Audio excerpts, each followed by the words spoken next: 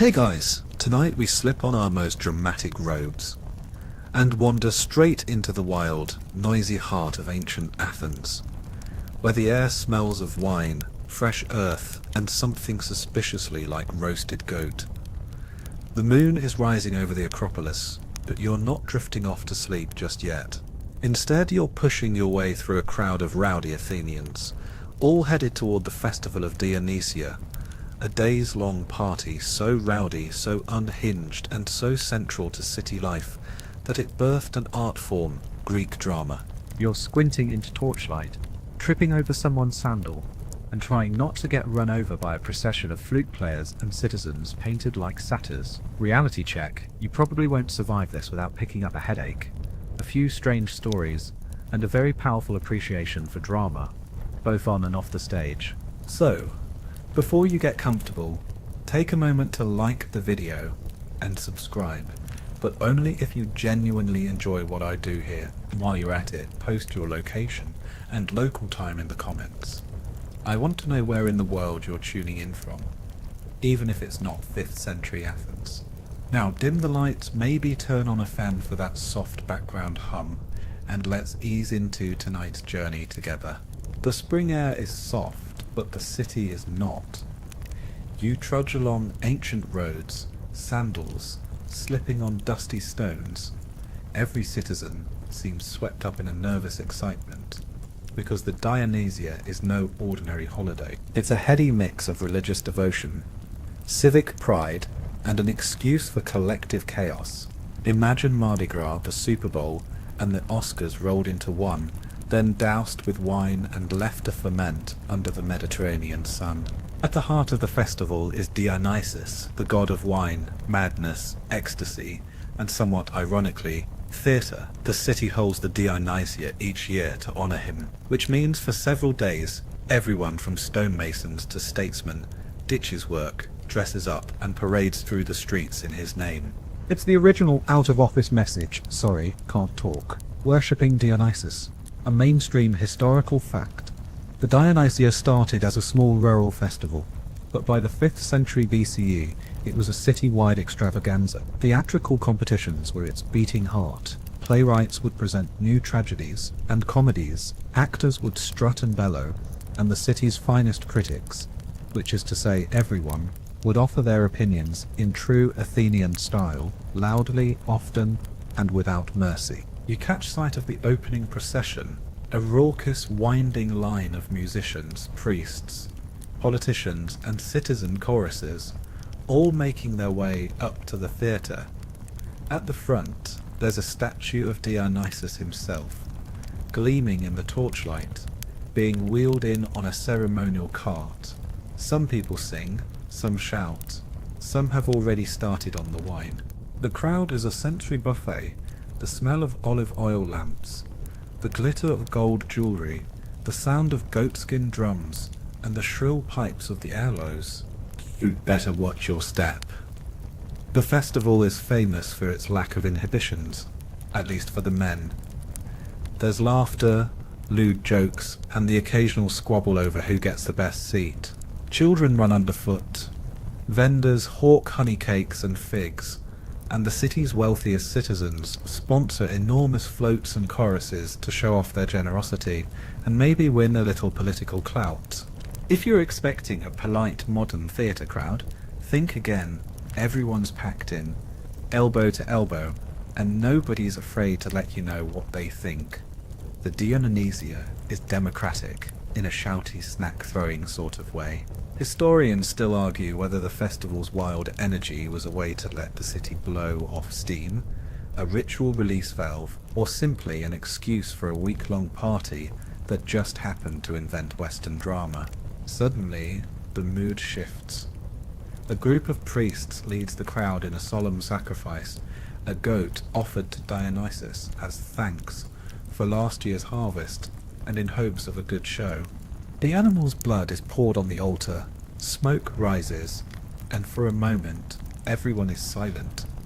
Then, as quickly as reverence descends, it's swept away by cheers, music, and a general stampede toward the hillside theatre. Quirky tidbit, Part of the tradition was a contest for the best phallic parade float. Yes, you heard right. If you ever wondered where drama's sense of humour comes from, look no further than a city willing to award prizes for the most creative symbolism. As you're swept along by the tide, you spot a few important citizens in togas, already deep in debate over last year's plays. Someone in the crowd is reciting lines from Aeschylus, and another is dramatically miming a tragic death, though it looks suspiciously like he's just trying to get out of carrying the wine jug. Athens during the Dionysia is a place where poetry meets party, where theatre is less about sitting quietly and more about showing off, arguing and maybe landing a starring role if you shout loud enough.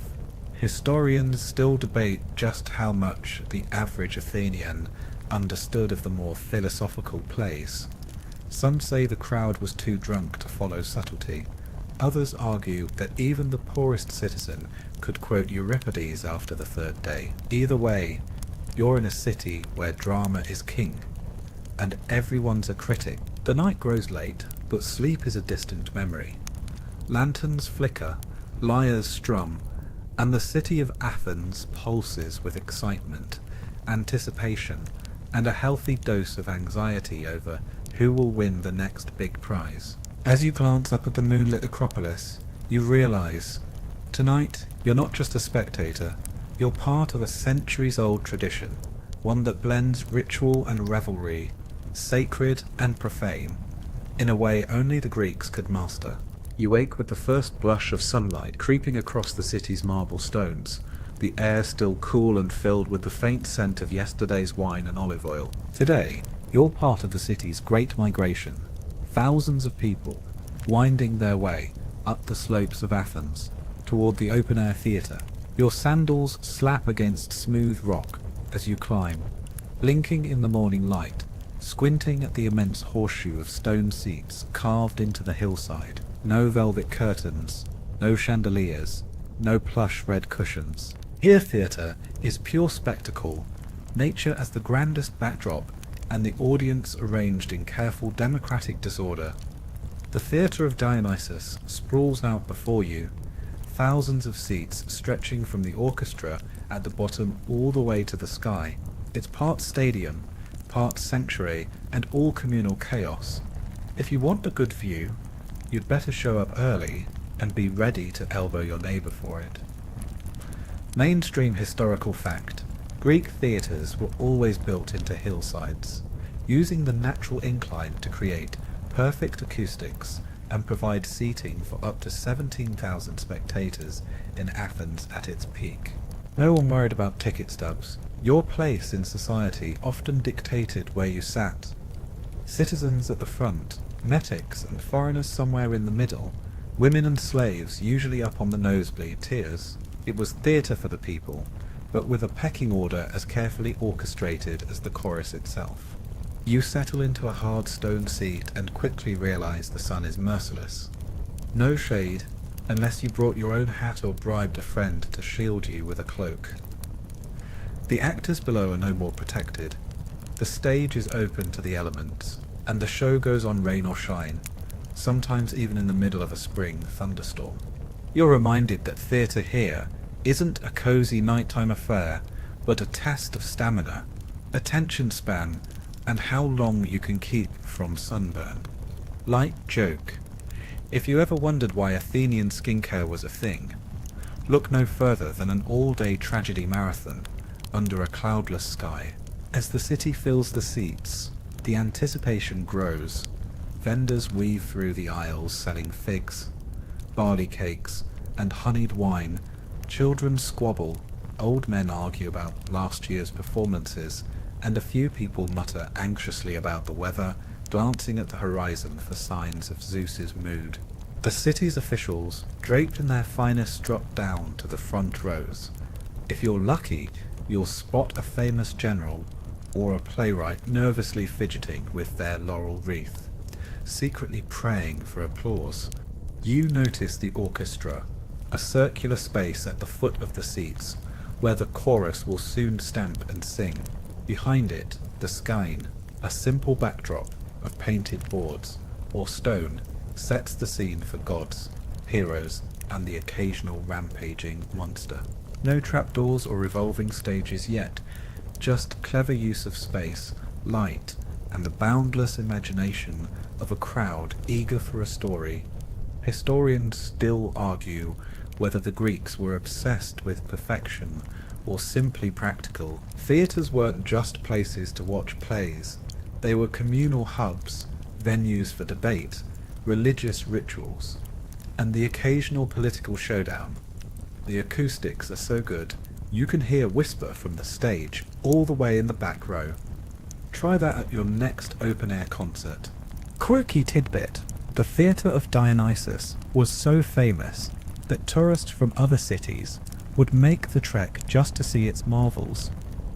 Some even carved their names into the stone seats. A kind of ancient graffiti, proof that Sophocles was here long before Instagram was invented. The sun climbs higher, and the buzz intensifies. Someone breaks into song, another group starts a mock argument, shouting lines from a comedy.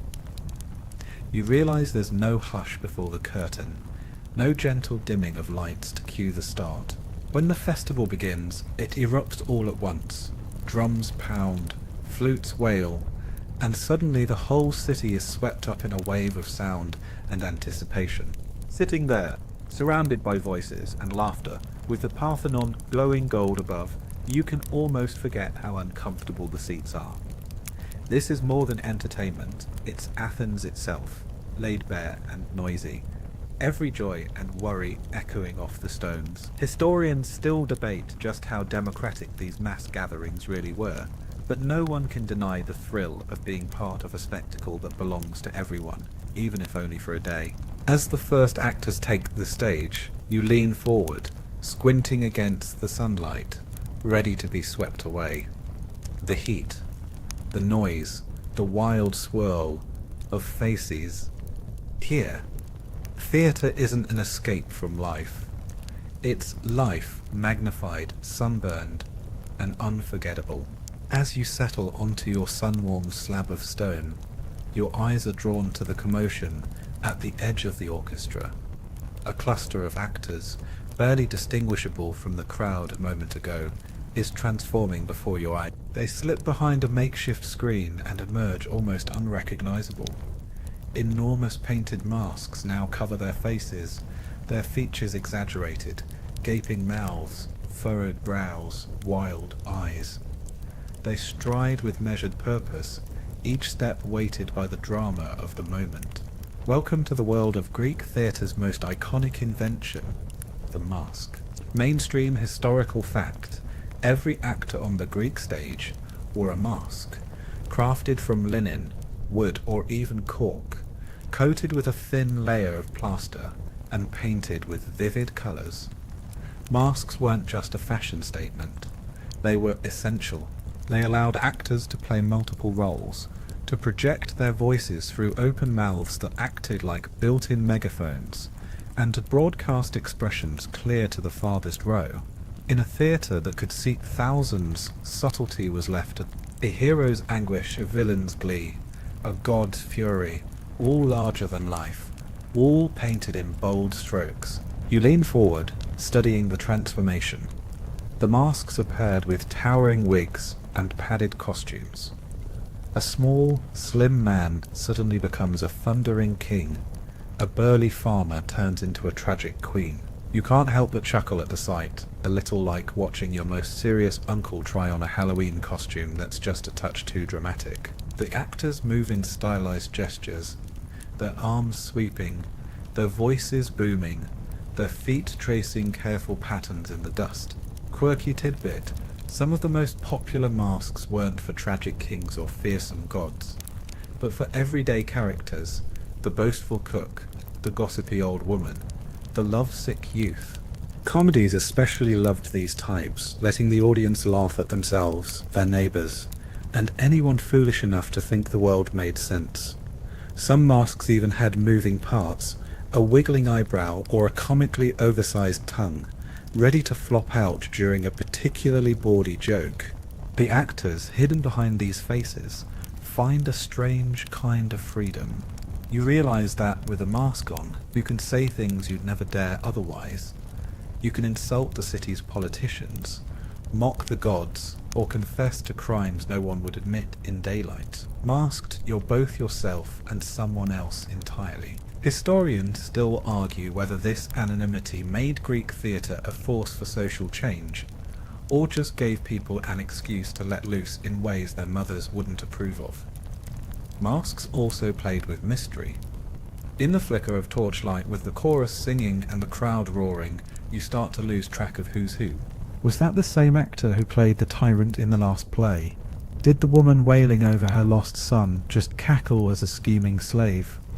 It's a game, a trick, and a delight for an audience that never seems to tire of guessing. A light joke wafts through the crowd. If you don't like the performance, just blame the mask.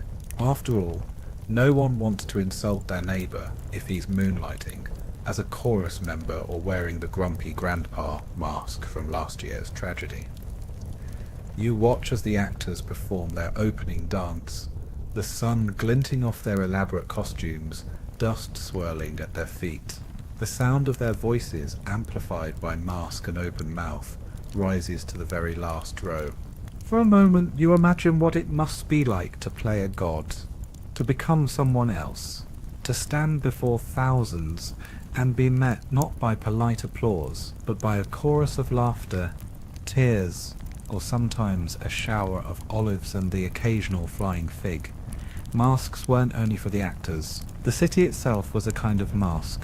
People wore their public faces to the festival, hiding fears and ambitions beneath polite smiles and grand speeches, on stage and off. The line between truth and performance blurs until it's almost impossible to tell where one ends and the other begins. Historians still debate whether theatre revealed the real Athens or simply gave it a place to hide. You lean back, the mask makers paint still bright under the relentless sun, and watch the actors prepare for another round. There's comfort in knowing that behind every tragedy and every joke, someone just like you is sweating in a borrowed robe, hoping their mask doesn't slip at just the wrong moment. And if tonight you dream of wild faces and booming voices, you'll know the masks did their work. In the end, maybe we're all just actors waiting for our cue, masks at the ready, hoping the audience is kind. A gentle breeze stirs, and your attention is drawn away from the actors to a group massing just behind them, 40 strong, stepping in perfect unison, their white robes swaying, voices rising in a coordinated, haunting hum. This is the chorus, the pulsing, singing heart of Greek theatre, ready to stamp, sway and serenade you through every twist and turn of the play. Forget everything you know about modern musicals or half-hearted background dancers. Here, the chorus is a star in its own right, a living, breathing megaphone for the audience's anxieties, a gossip column come to life, and sometimes a very opinionated peanut gallery. Mainstream historical fact. In every major Greek play, the chorus was essential, ranging in size from a dozen to over 50 members. Their synchronized movement, chanting and song wove in and out of the action, commenting on the events, giving advice or simply marveling at the bad decisions of whichever tragic hero was falling apart on stage. Their origins were religious choral dances and hymns dedicated to Dionysus. But by the golden age of Athens, they had become the storytellers, the conscience, and the comic relief all at once. The leader of the chorus, the Coryphaeus, steps forward, voice carrying across the open theatre. "Oh, wretched Oedipus, why do you tempt the gods?" You can't help but grin. He sounds exactly like your great aunt after 3 cups of wine, warning you not to get ideas above your station. The chorus circles the orchestra, feet pounding out the rhythm, arms rising and falling in elaborate patterns. Sometimes their advice is profound. Sometimes it's about as helpful as a horoscope written after the fact. Historians still argue whether audiences truly took the chorus's warnings to heart, or just enjoyed the spectacle of synchronized moralizing. Quirky tidbit: many choruses were made out of regular citizens, not professional actors. Being selected was an honour and a hefty commitment. You'd spend months training, learning not just the songs, but the intricate footwork. Imagine dance rehearsal meets choir practice meets ancient CrossFit. And yes, the ability to gossip in unison was highly prized. A city that could coordinate a chorus could perhaps coordinate itself. Choruses weren't limited to tragedy. In comedy, they could transform into frogs, clouds, wasps, whatever the playwright's feverish imagination required. They'd crack jokes, break the fourth wall, and occasionally roast members of the audience, calling out politicians, generals, or anyone unlucky enough to catch their eye. Light joke: if you think being roasted by a stand-up comic is rough, try being mocked by 40 dancing Athenians in matching tunics. The chorus's power came from their unity. One voice alone could be ignored, but a chorus was relentless, a rolling wave of sound and movement that swept up audience and actors alike. They could heighten the tragedy of a hero's fall or undercut a villain's triumph with a single savage verse. Sometimes their commentary was so sharp, playwrights would bribe the chorus for gentler treatment, proving that even in ancient Athens, nobody wants bad press. Behind the scenes, the chorus practiced endlessly. The rhythm of their stamping feet, the complexity of their choral harmonies, the precision of their group gestures. It was a spectacle even before the play began. And if the weather turned, or the lead actor forgot a line, it was the chorus who kept things moving, filling awkward silences with a convenient song or a pithy aside. Historians still debate whether the chorus acted as the voice of the people, giving expression to the hopes and fears of the audience, or if they were simply the playwright's mouthpiece, ensuring that nobody left without understanding the moral of the story. Maybe both. What's certain is that when the chorus cried out, the whole city listened. You find yourself humming along to their latest refrain, letting the rhythm sink into your bones.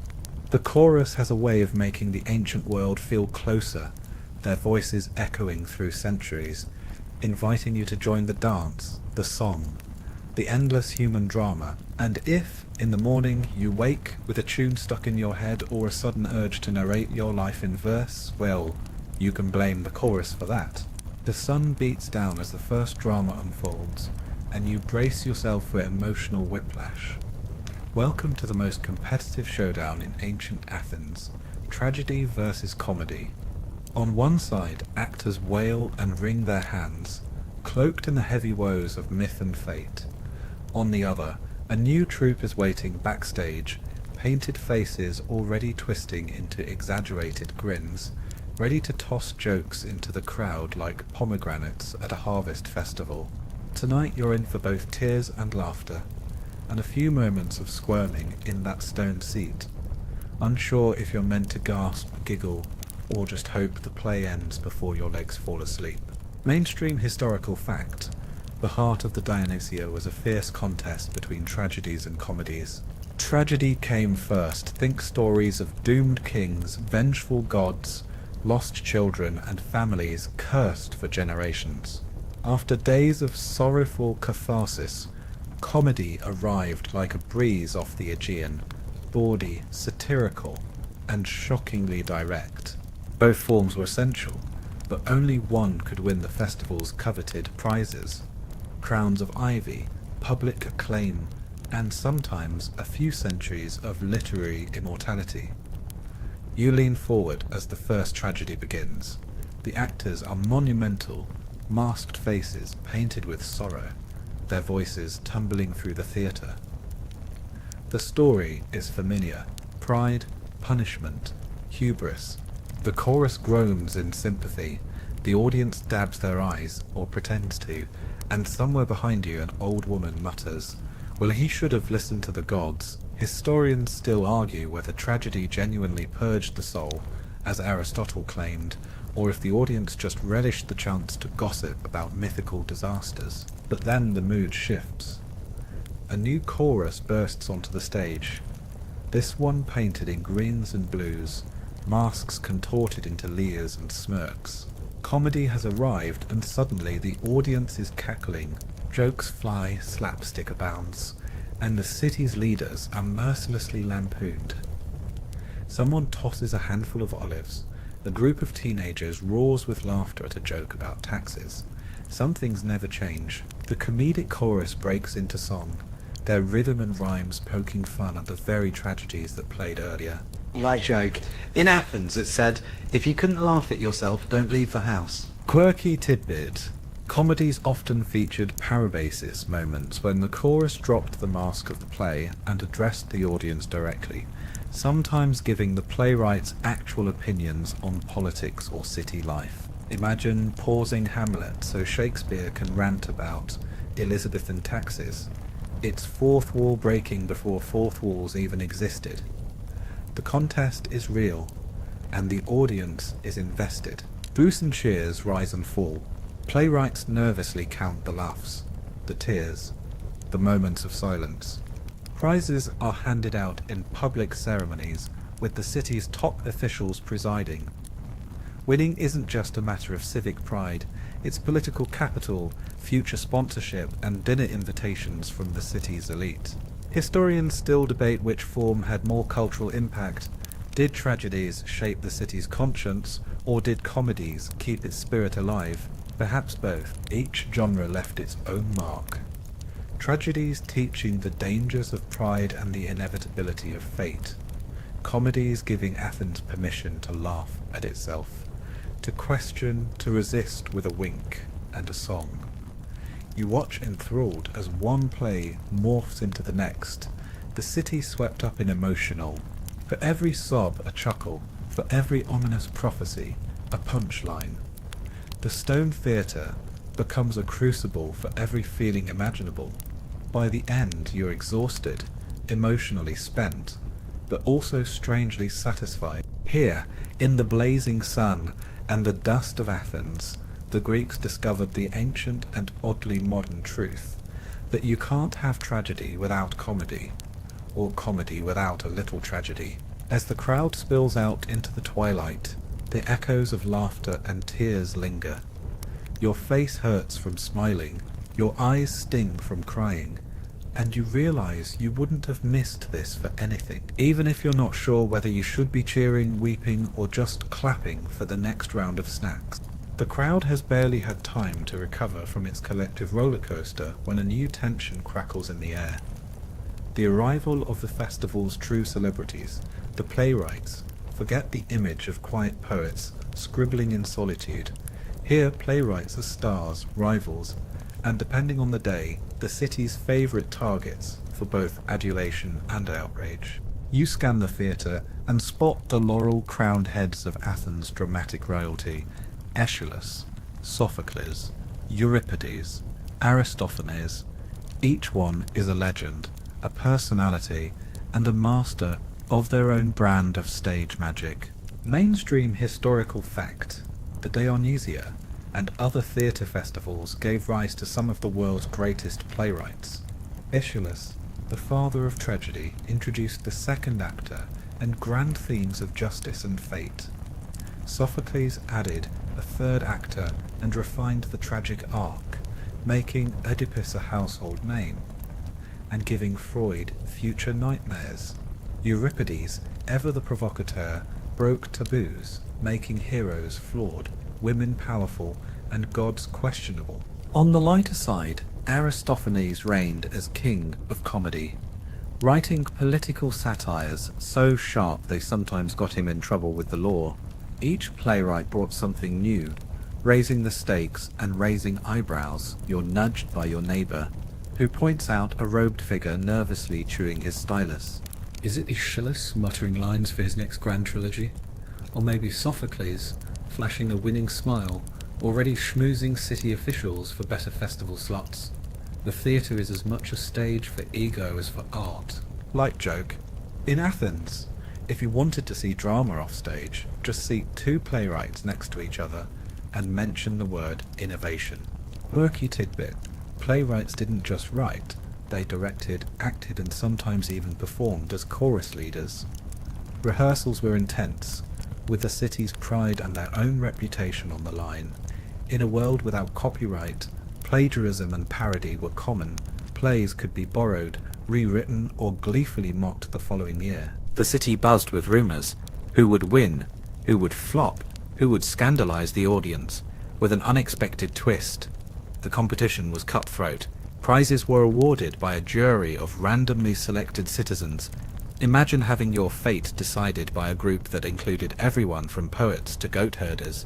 The winners earned ivy wreaths, statues, and, sometimes, their names inscribed for posterity. But a loss could be brutal. Historians still argue whether the process was fair or just a way for the city's gossips to exact revenge on last year's winner. Aeschylus is known for grandeur and spectacle, sometimes accused of being a little too serious. Rumour has it he was killed by a tortoise, dropped by an eagle mistaking his bald head for a rock drama follows everywhere. Sophocles is the people's favourite, a master of pathos and plot, whose innovations set the standard for generations. Euripides, beloved and reviled, stirs up controversy with every new play. No one exposes the hypocrisies of Athens like he does. And then there's Aristophanes, whose comedies are so wild, the actors sometimes break character from laughter or embarrassment. Still debate whose influence was greatest. Was it Aeschylus's cosmic vision, Sophocles' perfect structure, Euripides' raw emotion, or Aristophanes' fearless lampooning? The only consensus: Greek theatre wouldn't be what it is without this cutthroat, creative, endlessly squabbling band of wordsmiths. You feel the excitement as the next play is announced, the playwrights exchanging nervous glances and forced smiles. Each one is hoping for applause, fearing boos, and secretly plotting next year's comeback. It's a reminder that every masterpiece, every ancient line you've ever heard quoted, was first born in the heat of rivalry and the chaos of the world's most dramatic city. The sun begins to dip, the shadows lengthen, and the festival's tension is palpable. Fame, fortune, and immortality all hang in the balance. And as the city waits for the next act, you realize behind every tragic hero and comic rogue is a playwright hoping, praying, and sometimes bribing that tonight the muses are on their side. A hush falls over the crowd as a new set of actors takes the stage, but something is missing, or rather, someone. You scan the faces, searching for a woman among the cast, and quickly realize every role, young or old, queen or servant, is played by a man. In ancient Athens, the world of theatre was strictly a boys' club, and the stories of women, tragic, powerful, hilarious, were filtered through the voices and movements of men in wigs, robes, and carefully crafted falsettos. It's a sight both impressive and, if you're honest, just a bit odd to modernize. Mainstream historical fact: women were not allowed to act in ancient Greek theatre. Every role, from Helen of Troy to Medea, was portrayed by men and sometimes even boys, who trained to mimic female speech and gesture. In a society where women's public appearances were tightly restricted, this was both a reflection of social norms and perhaps a subtle way of poking fun at the rules themselves. Scholars still argue whether this exclusion was meant to protect women or simply to keep men's grip on all public performance. You watch as a tall, broad-shouldered actor glides across the stage in a glittering gown, face obscured by a painted mask with delicately arched brows. His voice swoops up, his hands flutter just so, and the crowd is utterly transfixed. The illusion is powerful, even if a few boys in the upper rows can't stifle their giggles. The audience for the most part accepts it. The suspension of disbelief is as old as drama itself. Still, you can't help but imagine the real women of Athens watching from afar, perhaps rolling their eyes or secretly critiquing every gesture. Quirky tidbit: while women couldn't act, they were essential behind the scenes. Mothers, wives, and sisters often sewed costumes, composed songs, or even coached husbands and sons on how to portray female characters with the right touch of dignity or drama. There were even rumours of women slipping advice to the chorus during rehearsals, correcting a gesture here or suggesting a line there. Anonymous but influential, The role of women in the audience is just as layered. Respectable women were allowed to attend, but they usually sat in the uppermost tiers, separated from men and sometimes veiled. The best seats were reserved for male citizens, but no one could stop a sharp-eyed woman from passing judgment or passing gossip from on high.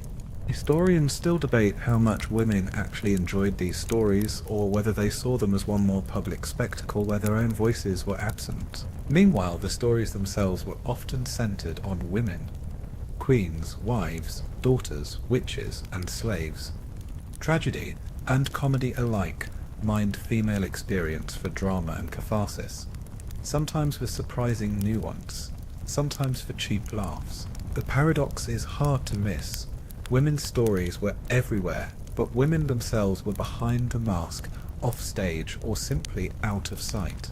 In comedies, cross-dressing and gender play were even more pronounced. Playwrights like Aristophanes delighted in flipping gender roles, making jokes about women's secret lives, and having men play women who were pretending to be men. It's enough to make your head spin, and to remind you that ancient Athens loved a good joke, especially if it involved bending the rules. Light joke: in Athens, if you ever forgot your lines, just blame it on the wig, or say you were playing confused heroine number 2. The rules would change centuries later as women began to take the stage in other cultures and eras.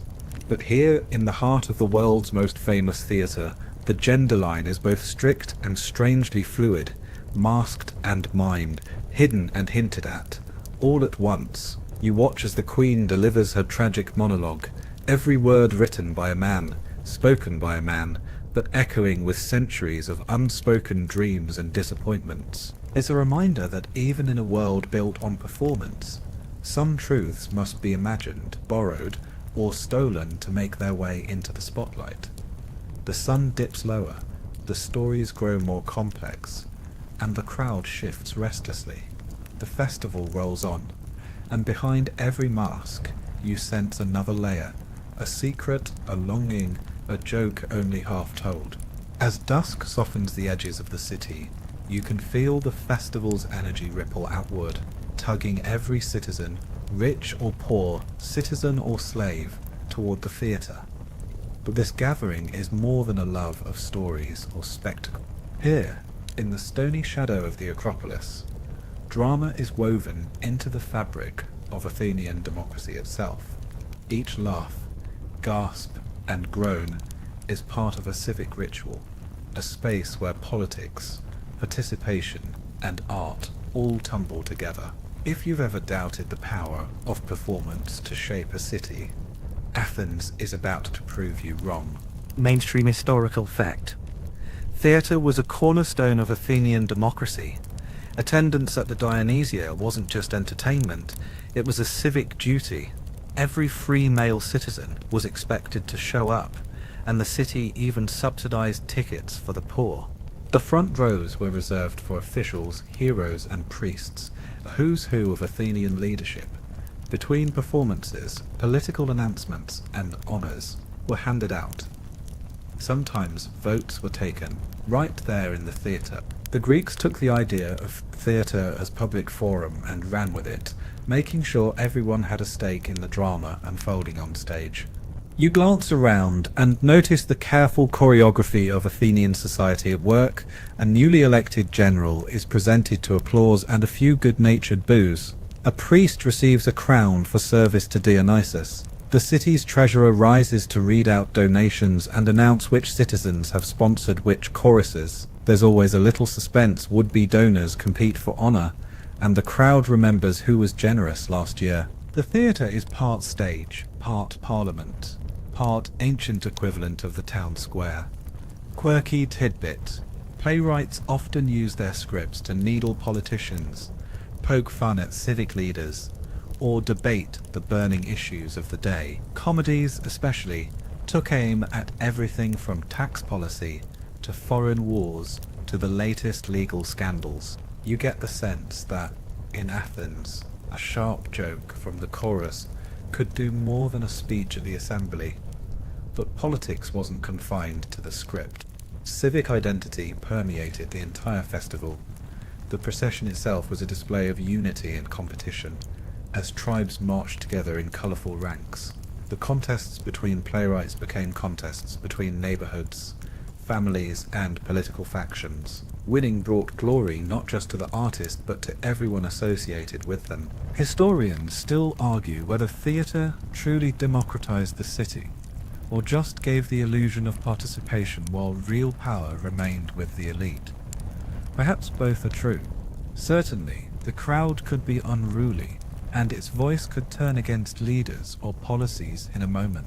A well-timed satire or a tragic story exposing the flaws of a popular general could ripple into real consequences. Theatre shaped opinion, cemented reputations, and sometimes, just sometimes, changed the course of the city's history. You can't help but marvel at how naturally the Athenians blend politics and pleasure.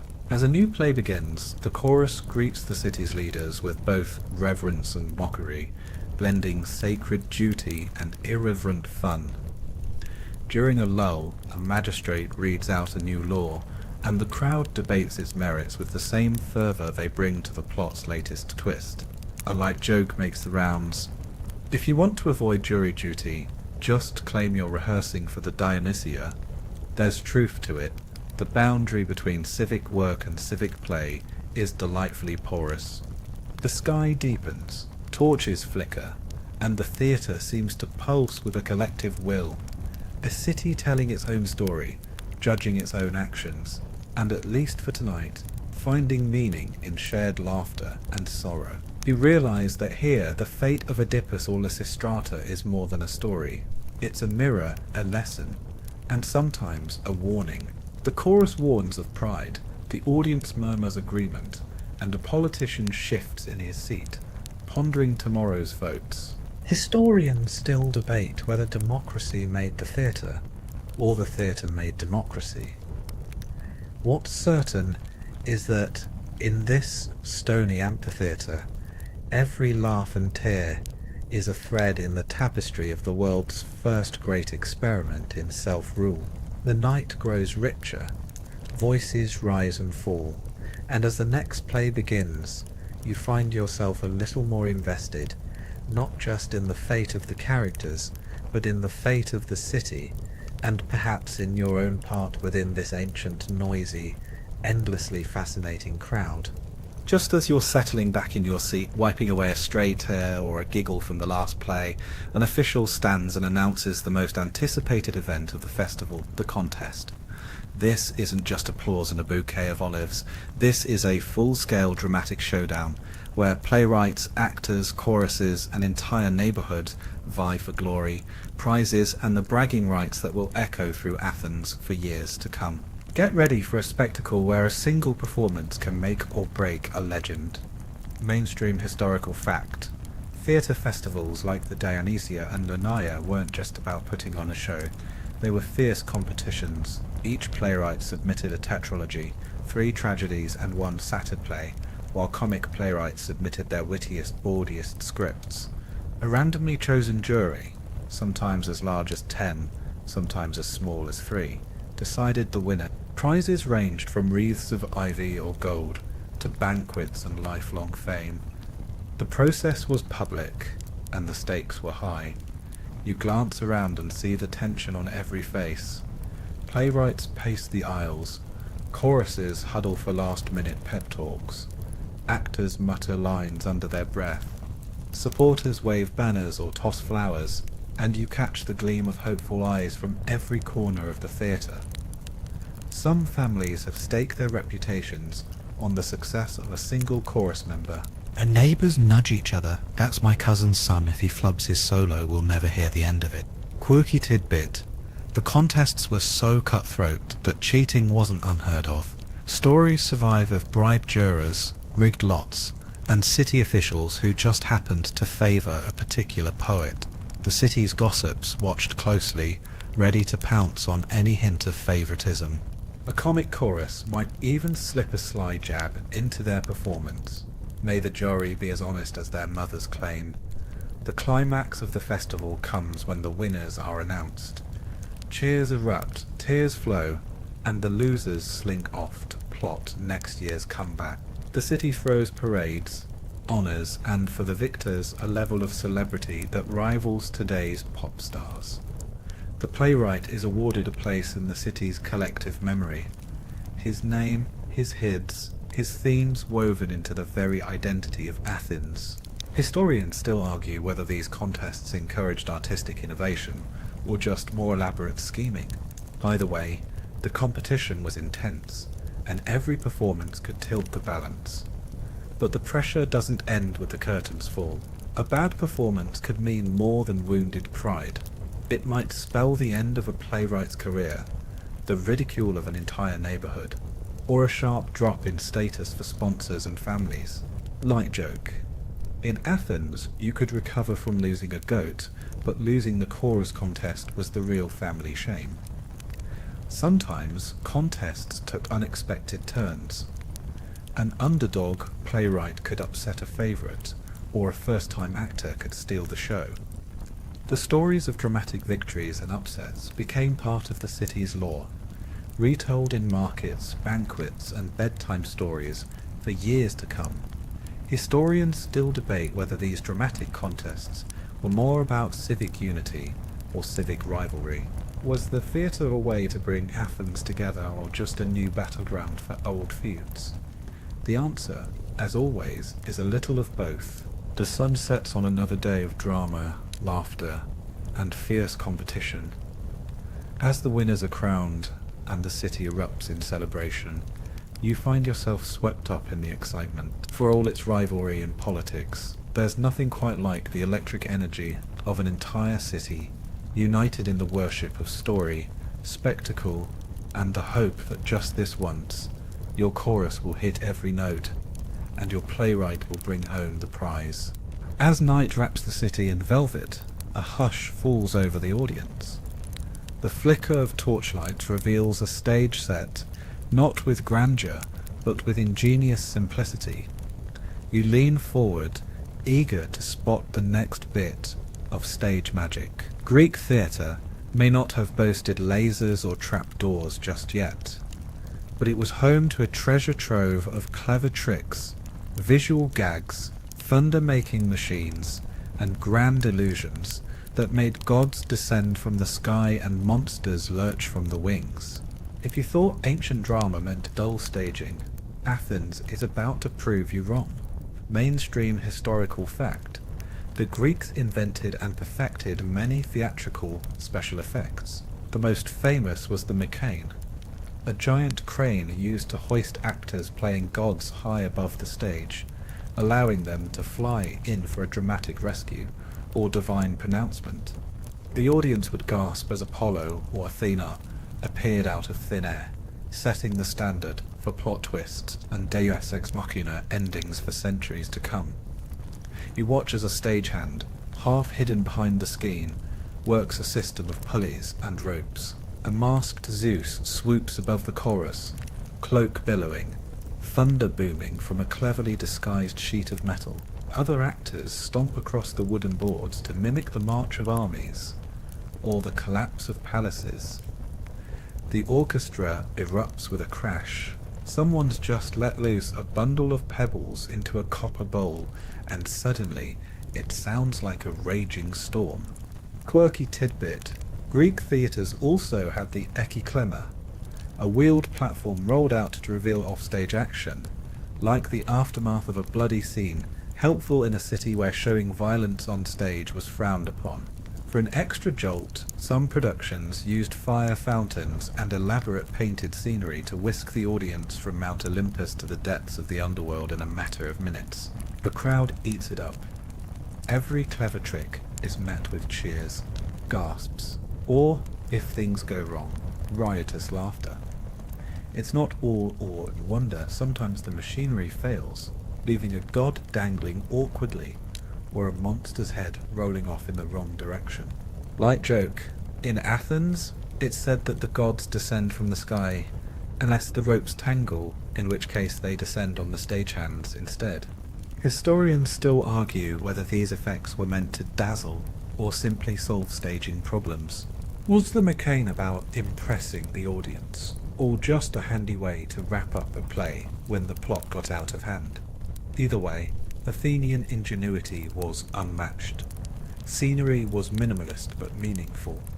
Painted panels and symbolic props turned bare skin into palaces, temples, or city gates. A single mask or a sprig of laurel was enough to conjure up whole worlds. The real magic was in the imagination, primed by the tricks of light, sound, and illusion. The audience knew the gods were just actors and the thunder was just a sheet of metal. But in the spell of performance, disbelief wasn't just suspended, it was gleefully flung from the heights of the Acropolis. Backstage, chaos reigns, actors scramble to change costumes, stagehands mutter curses, and the chorus huddles, hoping their next entrance doesn't end with someone tripping over a thunder machine. But somehow, every play comes together, a patchwork of sweat, skill, and a healthy dose of good fortune. Historians still debate whether these special effects were inspired by religious ritual, technical innovation, or a little bit of both. Some believe that the desire to make gods appear and disappear was rooted in ancient mystery cults. Others argue that Greek engineers simply loved a challenge. What's certain is that the results were unforgettable. You lean back, a little dazzled, a little amused. The tricks might seem quaint by modern standards, but for the Athenians, they were the height of spectacle and the heart of communal storytelling. As the chorus sweeps back on stage, torches blazing and thunder still echoing in your ears, you realize, in Athens, the simplest tricks can feel like real magic, especially when everyone is in on the secret.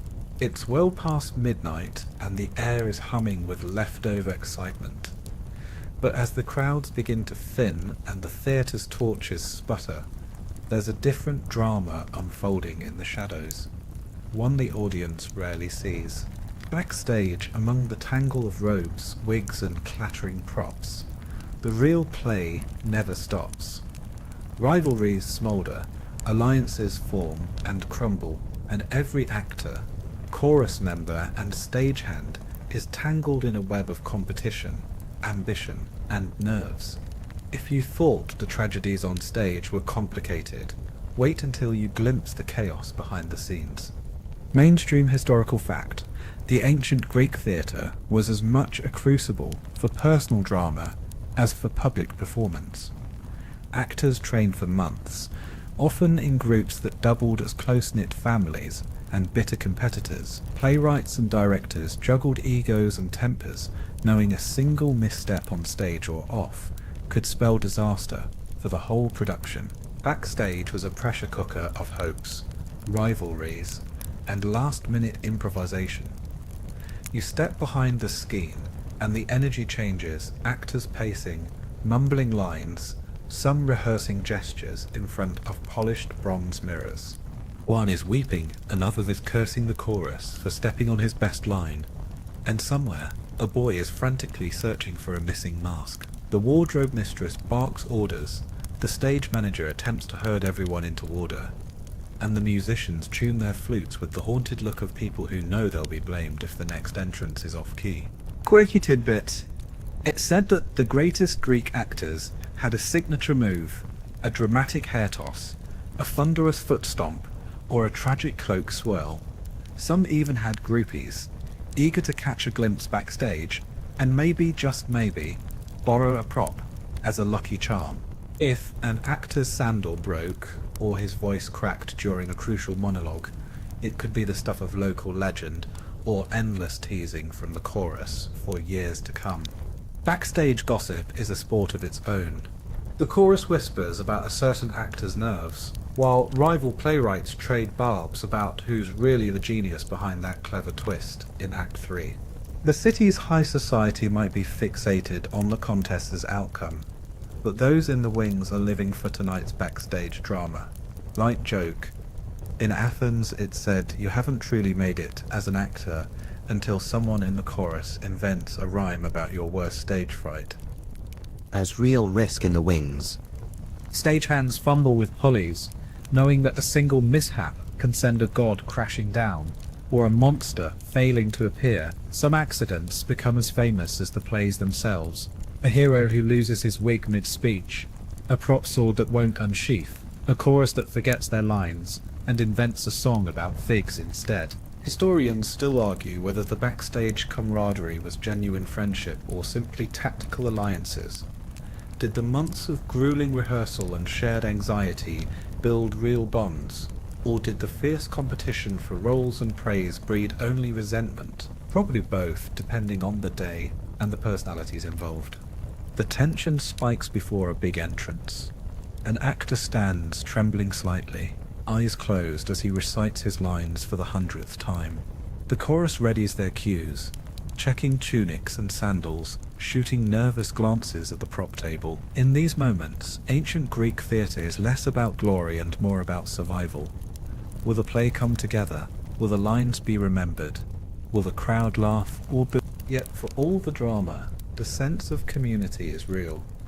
When the curtain metaphorically falls, and the last lines echo into the night, everyone, winners and losers alike, returns to the same city, the same dusty streets.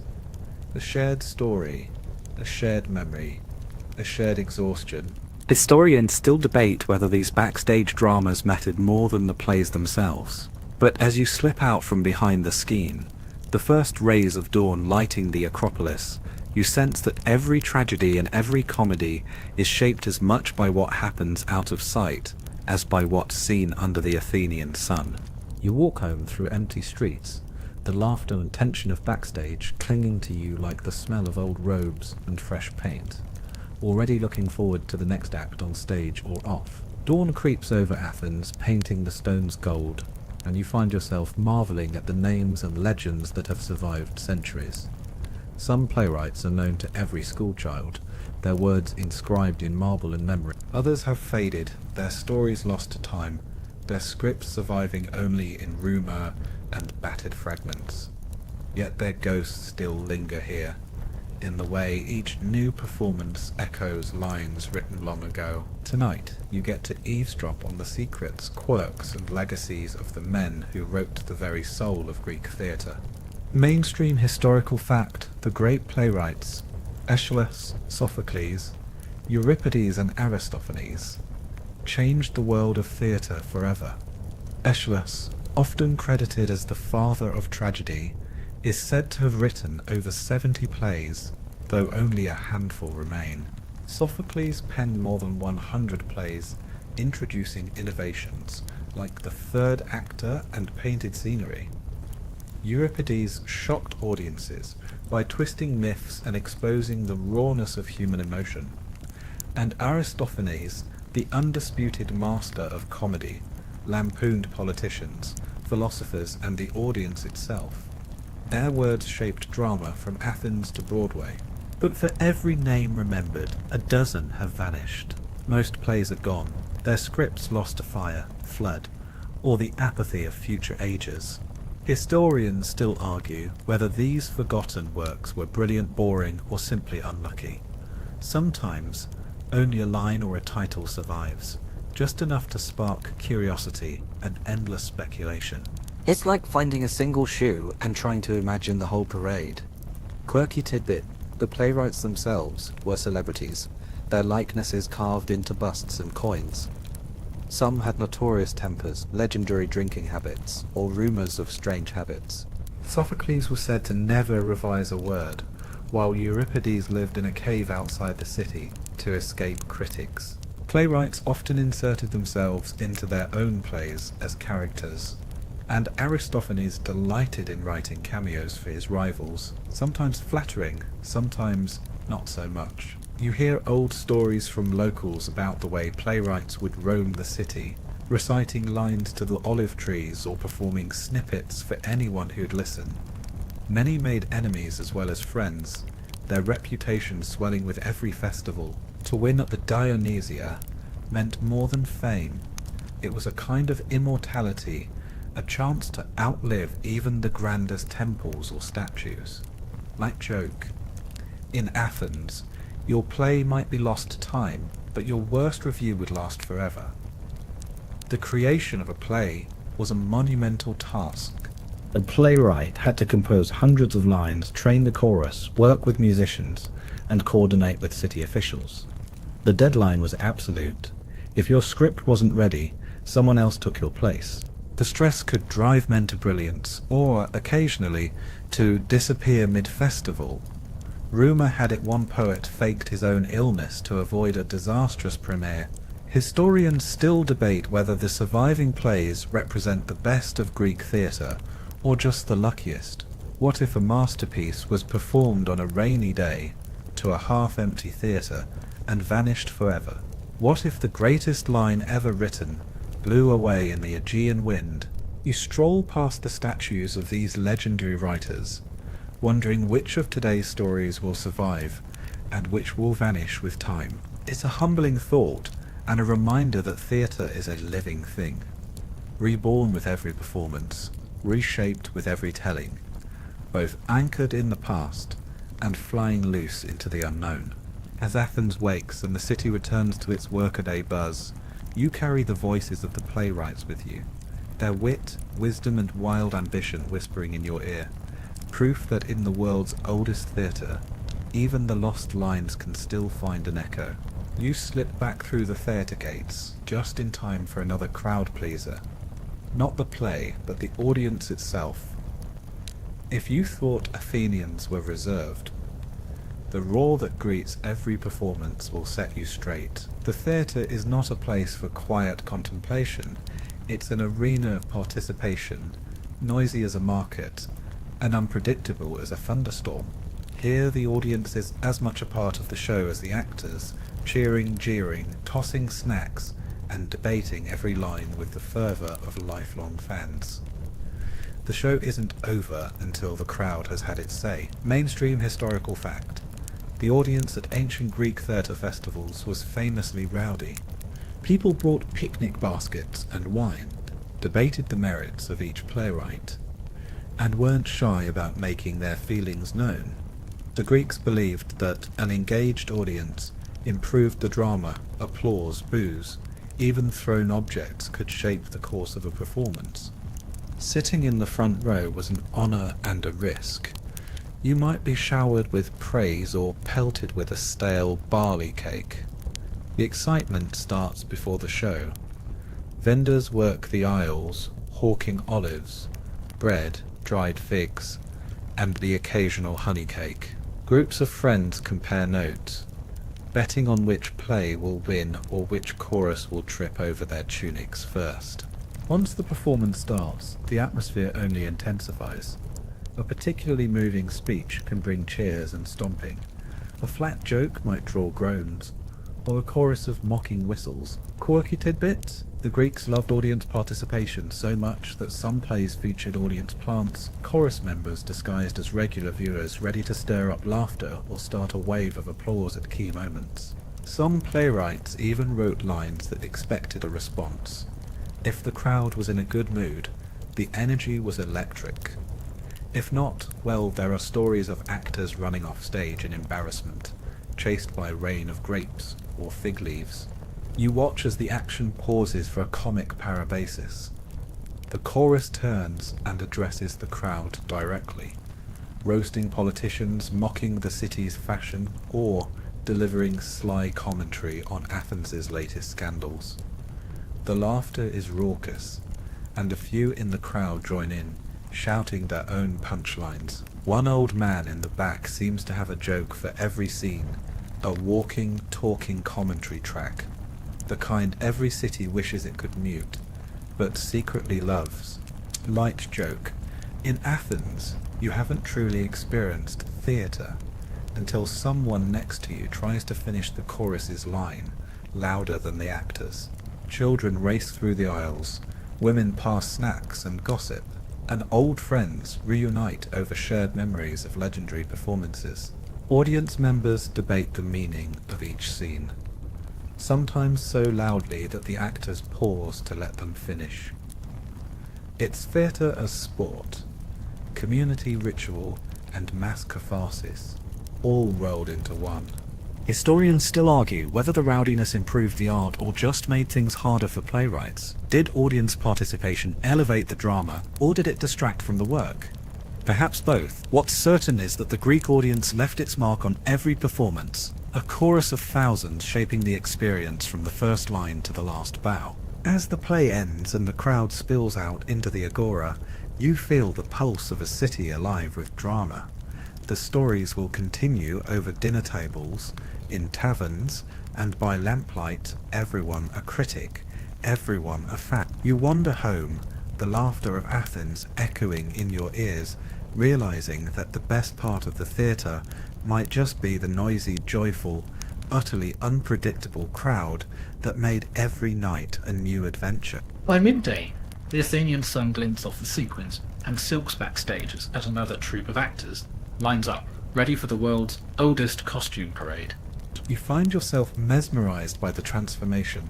Men turning into queens, beggars into gods, young lads into cranky old men, all thanks to the art of costumes, makeup, and a little cross-dressing mischief. If ever there was proof that Greek theatre knew how to put on a show, it's the riot of fabrics, wigs and masks that swirl across the stage. Mainstream historical fact. Costumes were a critical part of Greek theatre. Actors wore long, flowing chitons, dyed in bright colours, with oversized cloaks, elaborate headdresses, and high platform shoes, called kofouni, to increase their stature and visibility. Makeup was simple, but the effect of costume was dramatic. One actor could play several roles by swapping masks, robes, and accessories, sometimes in mere moments backstage. You watch as an actor dons a flowing veil, slips into padded robes, and ties on a mask with delicate painted lips. Instantly, he becomes a tragic heroine or a cunning queen, ready to wring every tear and gasp from the crowd. Next to him, another actor struggles into the hide of a satyr, complete with woolly leggings and a fake tail, before scampering on stage with a bawdy wink. In comedies, the costumes go wild. Men in padded bellies, comic phalluses, yes really, and outrageous wigs. A hero might sport a fake beard for gravitas, or a villain might wear a shimmering cloak that practically glows in the sun. Quirky tidbit. Cross-dressing wasn't just for women's roles. Playwrights, especially Aristophanes, loved to subvert gender expectations, dressing male characters as women, women as men, or both as something entirely ridiculous. These costume changes weren't just for laughs. They poked fun at social rules, exposed hypocrisy, and gave the audience a chance to laugh at their own expectations. Imagine a modern award show, but everyone is in drag, and the jokes are twice as sharp. Backstage, costumers are the unsung heroes, sewing late into the night, repairing sandals and making sure every wig is untangled before the next entrance. Actors swap robes in frantic succession, sometimes barely making it back on stage before their next line. The chorus might switch from stately priests to noisy frogs between acts, the only constant being the cloud of dust and the whiff of sweat and perfume trailing behind. Historians still argue whether costume was more about spectacle or symbolism. Did the glittering robes and platform shoes make the gods seem larger than life, or were they simply there to help the audience spot the heroes from the cheap seats? Some costumes were reserved for sacred roles, white for priestesses, gold for gods, while others were chosen for maximum comic effect. A light joke, in Athens, the quickest way to make an entrance was to trip over your own coffin, and rumour has it, the audience loved a pratfall almost as much as a perfect speech. There's an odd comfort in the endless parade of costumes. Each change reminds you that identity, in the theatre and in life, is a slippery, ever-shifting thing. Heroes become villains, fools turn wise, men transform into women, and back again. It's a living lesson in empathy and in the art of not taking yourself too seriously. As the next play begins, you marvel at how the swish of a robe, the flash of a wig, or the slip of a mask can transport you to another world, another self. For a city obsessed with reputation and honour, the theatre offers a rare chance to be someone else, even if only until the next costume change. The sun dips low, casting long shadows on the stage. The actors, now half gods, half mortals, take their places, and for a moment Athens itself is transformed. Every citizen a little bit more themselves, and a little bit more someone else. As twilight cools the city, the air hums with the sound of flutes and the stamping of dozens of sandaled feet. Tonight, the theatre pulses with rhythm. Actors and chorus members break into intricate dances, their movements woven tightly to the music.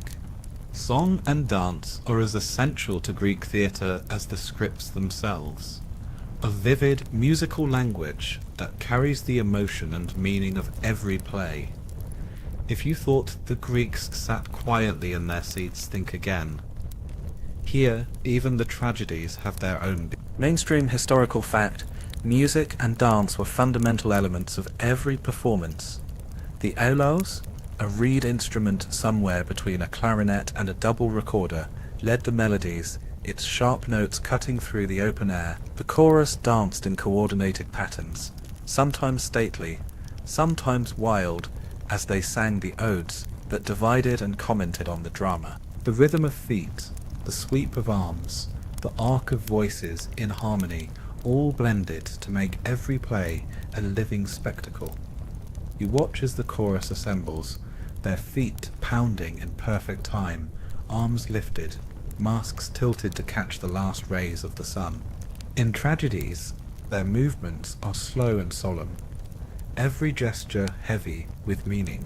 In comedies, the dance grows quick, playful, and even a little rowdy as the actors leap and spin, their high platform shoes adding an extra challenge, and the occasional comic wobble, the sound of the alos rises. A melody both ancient and eerily modern, threading through the drama like a heartbeat. Quirky tidbit, some dances were so famous that they became city-wide crazes. The crane dance, said to have been invented by Theseus after escaping the labyrinth, was performed at festivals across Greece. Other dances mimicked animals, frogs, birds, even wasps. Especially in comedies, where the chorus might spend half the play hopping, buzzing, or flapping their arms to the delight of the crowd. Imagine the world's first flash mob, but everyone's in sandals and togas. You notice the musicians off to one side, tuning their instruments, sweat gleaming on their brows. Their job is thankless. If the music falters, the whole performance can tumble. But tonight, the rhythm holds, the melodies soar, and every song seems to lift the play higher, carrying it over the heads of the crowd and into the clear night sky. Historians still debate how much of the music has been lost. Only fragments of the original score survive, notes scratched onto stone or papyrus, a few rhythmic instructions handed down. Was the theatre more like an opera, with every line sung, or was music used just to set the mood? No one is quite sure. What's certain is that the sound of Greek theatre, the stomp and song of the chorus, has echoed through centuries, influencing everything from Roman spectacles to Broadway musicals. Light joke, in Athens, the quickest way to get a song stuck in your head was to join the chorus. Some say the city's first earworms were actual worms, wiggling out of the aulos when the music got too catchy. The magic of music and dance brings the audience together. No matter your rank or mood, you can't help but feel the beat in your bones, the pull of the chorus's rhythm. You find yourself tapping a foot, humming along, maybe even miming a dance step when no one's looking.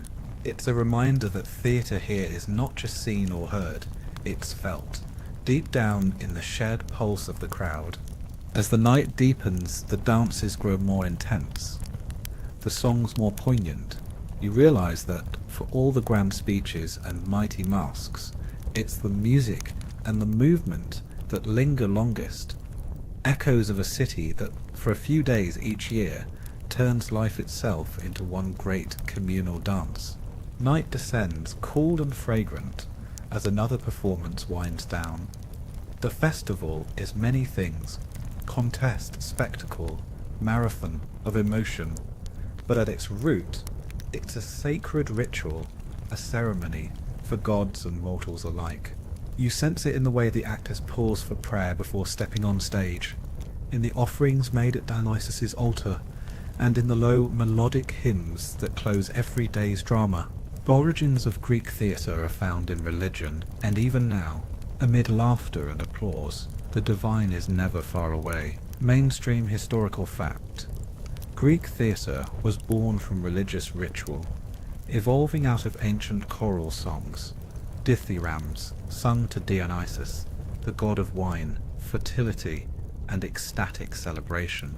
Every festival began with sacrifices and libations to the gods, and the first rows of the theatre were reserved for priests and sacred officials. The chorus's songs and the plays themselves were acts of worship, meant to honour Dionysus and secure the city's good fortune. You watch as the priest of Dionysus approaches the altar, leading the crowd in solemn chants. A garlanded goat is led forward, sometimes offered as a sacrifice, sometimes as a symbolic gesture. And yes, this is where the word tragedy gets its roots. Tregos means goat. The crowd bows their heads as wine is poured, prayers are said, and the city renews its covenant with the gods of earth, sky and stage. Quirky tidbit: backstage, actors wore small charms or amulets for luck. Tiny statues of Dionysus or carved olive wood figures. Some were notorious for their pre-show rituals, a quick sip of wine, a whispered prayer, or the careful tying of sandal straps in a particular order. Playwrights were known to dedicate their scripts to Apollo or Athena, just in case Dionysus was busy elsewhere. The sense of ceremony permeates every performance. The chorus's dances are like ancient spells, their odes part invocation, part entertainment. Even the rowdiest comedies open with a prayer and close with a benediction. No one forgets, not for a moment, that the gods are watching, judging, and if properly entertained, blessing the city in return. Historians still argue whether theatre was truly sacred or simply used religious trappings as a license for wild celebration. Was the Dionysia a serious act of piety, or an excuse to let loose? Most agree it was both. Athens at its most reverent, and its most riotous, all in the same breath. You watch as a comic chorus of satyrs capers around the altar, their laughter mingling with the fading smoke of sacrifice. For a moment, it's impossible to tell where the sacred ends and the profane begins. Perhaps that's the genius of Greek theatre, the way it folds prayer and parody into a single seamless ritual. Light joke. In Athens, the gods might grant you inspiration, but you still have to memorize your lines. Divine help only goes so far. As the final hymn echoes into the night, and the crowd files out under the watchful stars, you sense the city's gratitude, a shared hope that for another year the gods have been pleased and the stories will continue. It's a reminder that every act of theatre is in its own way a kind of prayer, a plea for laughter, for understanding, and for the favour of forces beyond our control. The torches burn low, the altar glows faintly, and Athens sleeps under the gaze of Dionysus, dreaming perhaps of the next great story, waiting to be told. Dawn slips through the columns as the city shakes off sleep, but not everyone wakes refreshed. This morning, the city is buzzing with stories, not just of the plays, but of the scandals and controversies that have rippled out from the stage. Greek theatre, for all its reverence and ritual, is also a hotbed of troublemaking. From scripts that spark outrage to actors who court infamy, the Dionysia is just as famous for its scandals as its masterpieces. Mainstream historical fact. Censorship and scandal were no strangers to Athenian theatre. While playwrights enjoyed a remarkable freedom of speech, they often pushed boundaries, lampooning politicians, philosophers, and even the gods. Sometimes the city roared with laughter, Other times it recoiled in shock. When the jokes cut too close to home or the tragedies questioned sacred beliefs, authorities could fine, exile or punish those responsible. But controversy, as ever, sold tickets and kept Athens talking long after the last lines were sung. You hear whispers as you passed through the agora. Did you see what Aristophanes said about Cleon? They say the chorus dressed as wasps was a jab at the courts. One old man cackles about the time a play poked fun at the Spartans, nearly starting a diplomatic incident. The playwrights walk a fine line, daring enough to challenge the city's powerful, careful enough not to end up in court. Light joke, in Athens the best way to get famous, or infamous, was to write a play with more insults than lines. Quirky tidbit, some plays were so scandalous they were banned mid-performance. The chorus chased off stage by officials waving scrolls of new laws. Aristophanes, the fearless master of satire, was sued at least twice and nearly exiled for his biting humour. Meanwhile, Euripides' willingness to question the gods and portray women as powerful, thinking beings ruffled more than a few feathers. These controversies made the plays legendary, ensuring their fame, or infamy, for generations. The scandals weren't just about the scripts. Actors could become notorious for offstage antics. Drunken brawls, affairs, or outrageous costume malfunctions that set the city gossiping for weeks. Some even say a play's success depended as much on its capacity for controversy as its poetic beauty. Historians still debate whether Athenian theatre's scandals reflect true social critique, or just a clever way to boost ratings. Did the plays genuinely challenge the status quo, or did they merely let the audience enjoy a safe form of rebellion? Either way, the city relished every shock and gasp. Even the structure of the theatre fed the drama. Audience members could stand up and heckle, officials could halt a play, and a playwright's career could end with a single badly received joke.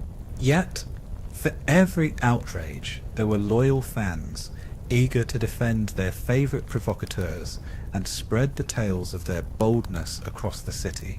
We watch as a new day's play begins, the actors subtly winking at the crowd, sliding in double meanings and sly references.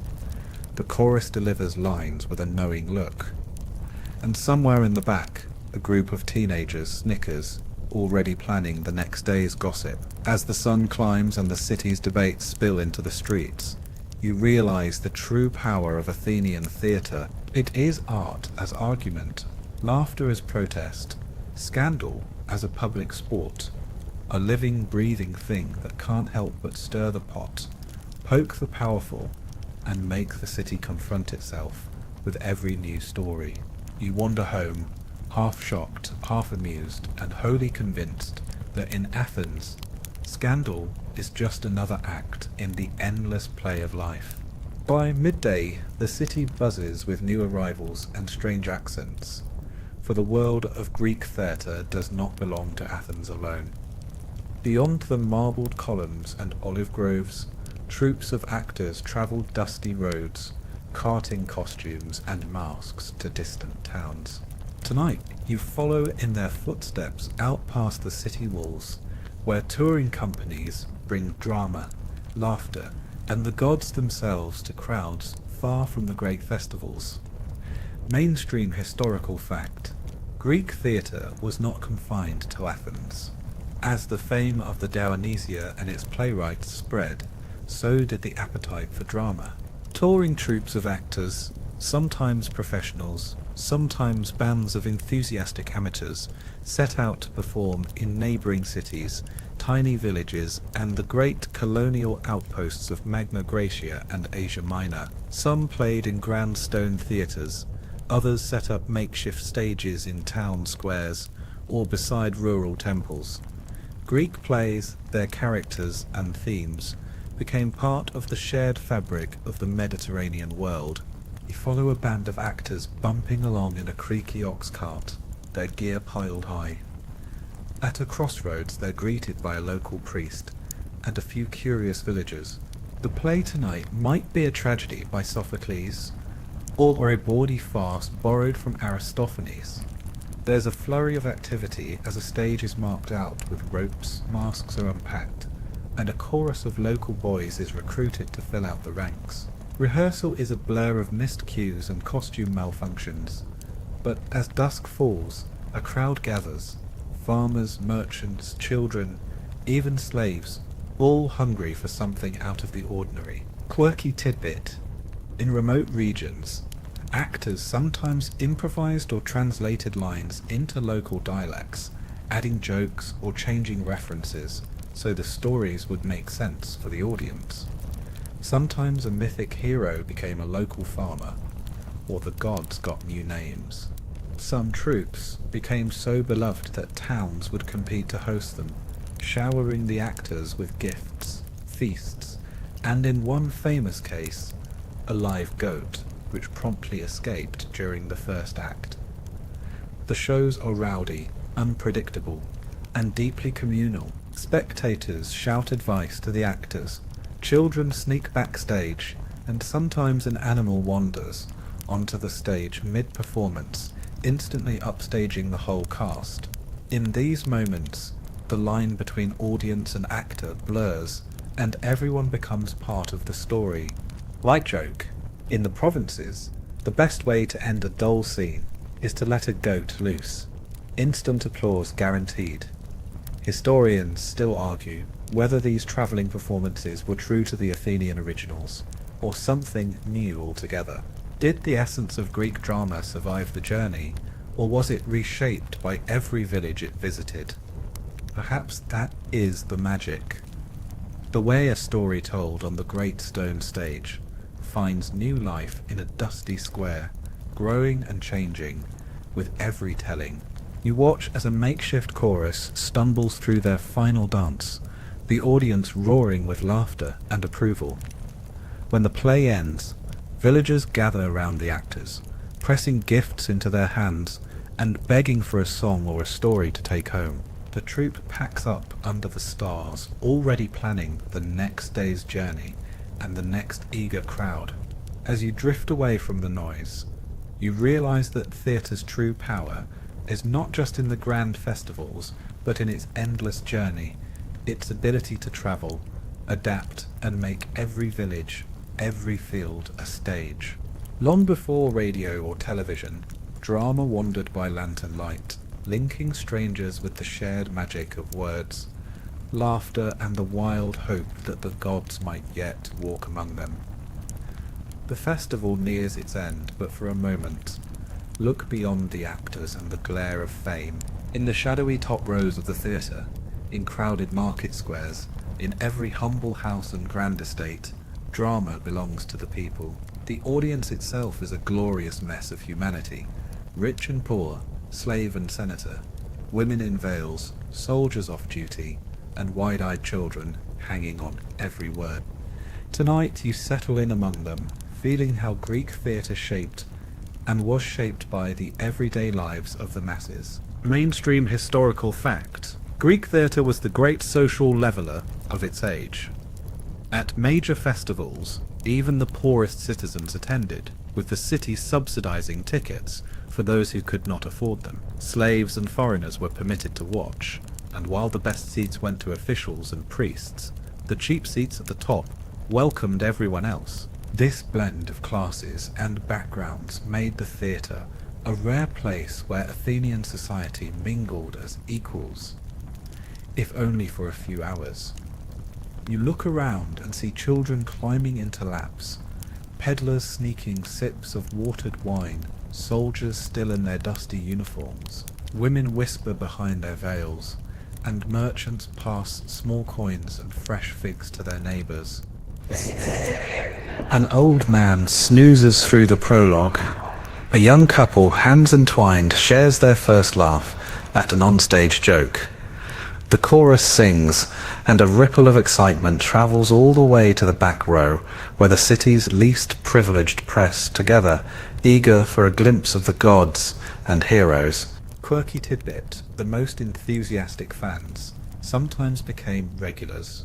recognised by actors and playwrights, and even immortalised in a play's jokes. In some years, so many people tried to crowd in that latecomers sat on walls, rooftops, or even nearby hills, listening to the echoes of the performance.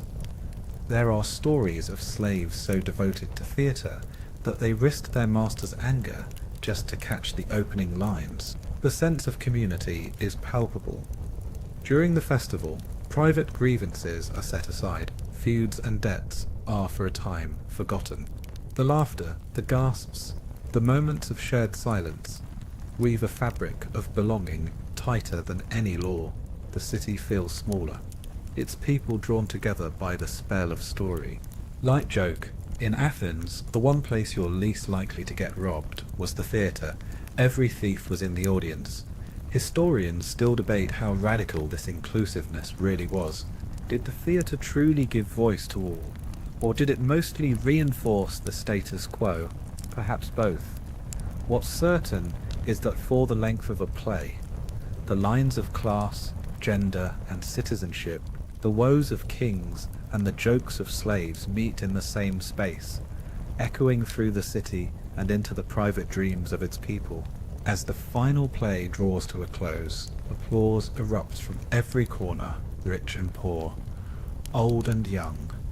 The crowd lingers in the aisles, trading opinions and memories, savouring the rare pleasure of sharing something larger than themselves. You walk out into the night among them, your heart lighter for the sense of belonging, your mind still humming with the stories that have bound this city together year after year. It's a reminder that theatre, in its purest form, is not just about spectacle or genius. It's about people ordinary and extraordinary, sitting side by side, laughing, weeping, and for a moment, feeling less alone beneath the stars. The city quiets, but your mind keeps spinning. You turn to the stones beneath your feet and the columns overhead, and wonder how it was all built. If Greek theatre feels eternal, it's because its very foundations are crafted by architects and stonemasons who made stages to last through centuries of storms, laughter, and change. Tonight, you wander the bones of the theatres themselves, marvelling at how art and engineering came together to shape a legacy of story. Mainstream historical fact: Greek theatres were architectural marvels, perfectly tuned to their landscapes, built into natural hillsides. They used the slope for seating and the open sky for acoustics. The Theatre of Dionysus, the oldest and most famous, could hold up to 17,000 people, its semicircular rows fanning out from the orchestra in precise geometry. Every seat, even at the very top, offered a clear view and a surprisingly crisp sound. No microphones needed, just genius design. You run your hand along ancient stone, feeling the grooves worn smooth by generations of festival goers. The lowest rows, reserved for priests and officials, are carved with the names of donors and famous citizens.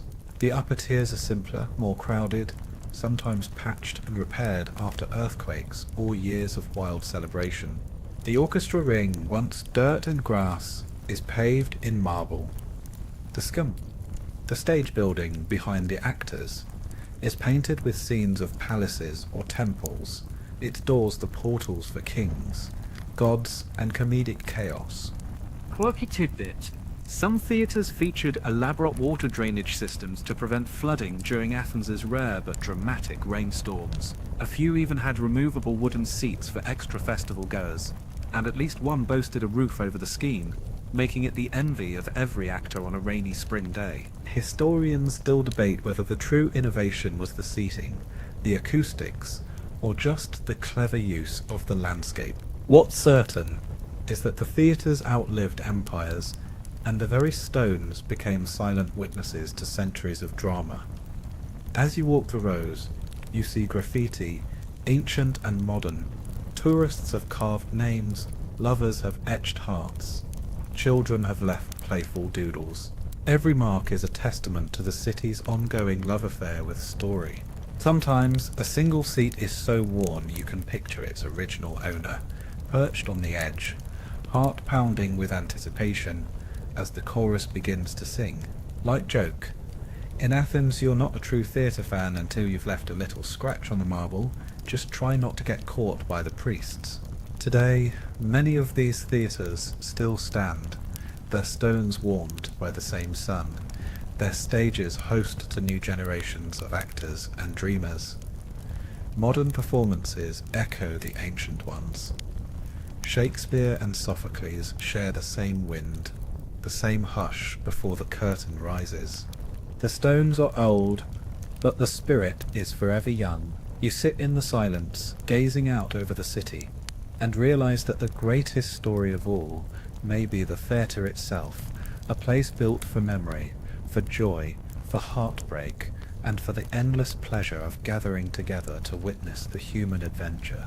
As you leave the empty theatre, you carry the memory of every step, every stone, every echo. For just a moment, you are part of something vast and lasting, a legacy built not only in marble and mortar, but in laughter, applause, and the gentle hush that falls when the lights go down and the story begins.